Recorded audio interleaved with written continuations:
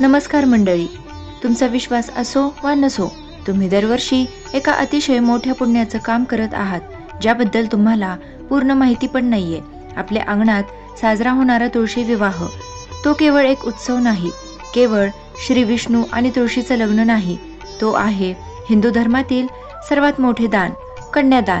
आज आपण जाणून घेणार आहोत की तुळशी विवाह व्रत का मानलं जातं आणि हे कन्यादान केल्यामुळे तुम्हाला कोणतं अज्ञात पुण्य मिळतं, जे थेट मोक्षाचा दरवाजा उघडतं. सर्वात महत्त्वाचं, तुमच्या तुळशी वृंदावनात हे एक खास फळ नसेल तर तुमचं कन्यादान पूर्ण होणार नाही. ते कोणतं फळ आहे आणि त्याचे नियम काय हे पाहण्यासाठी हा व्हिडिओ शेवटपर्यंत नक्की पहा. तुळशी विवाह हे केवळ लग्न नाही तर एक व्रत आहे. आपण ज्याप्रमाणे सत्यनारायण किंवा एकादशीचा उपवास करतो, त्याचप्रमाणे विवाहात भाग घेणे हे देखील एक व्रत आहे, ज्याला तुलसी व्रत म्हणतात.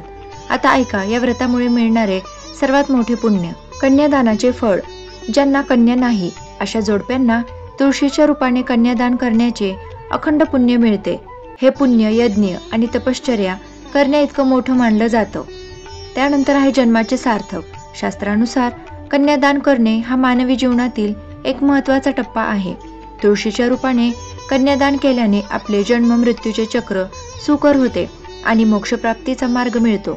तसेच ज्यांच्या घरी मंगल कार्य किंवा लग्न कार्य होत नसेल, त्यांनी हे व्रत केल्यास त्यांच्या घरात शुभ कार्यांची सुरुवात होते, कारण चातुर्मास संपतो आणि लग्नाचे मुहूर्त उघडतात. हे कन्यादानाचे व्रत सफल होण्यासाठी तुम्हाला काही महत्त्वाचे नियम पाळावे लागतात. यातला सर्वात महत्त्वाचा नियम म्हणजे तुळशी वृंदावनात हे विशेष साहित्य असणं, अन्यथा कन्यादान अपूर्ण राहतं. पहिली महत्त्वाची वस्तू म्हणजे ऊस मांडव. तुळशीला मंडप म्हणून उसाचे खोपटे म्हणजेच उसाच्या कांड्या वापरणे बंधनकारक आहे. हा ऊस केवळ मांडव नसून वैवाहिक जीवनातील माधुर्य आणि दीर्घायुष्याचे प्रतीक आहे. त्यानंतर अंतरपाट.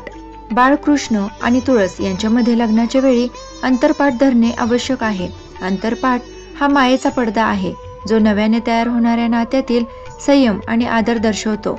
तुळशी विवाहात 2 फळं खूप महत्त्वाची आहेत. त्याच्याशिवाय तुळशी विवाह पूर्ण मानला जात नाही. ते आहे चिंच आणि आवळा. तुमच्या तुळशी वृंदावनात बोरं आणि सीताफळ तुम्ही ठेवत असाल, पण या कन्यादानाचं पुण्य पूर्ण करण्यासाठी चिंच आणि आवळा हे फळ अत्यंत महत्त्वाचं आहे. चिंच आंबट असते, हे सूचित करते की जीवनातील सुख दुःख दोन्ही नवविवाहित जोडप्याने स्वीकारले आहेत.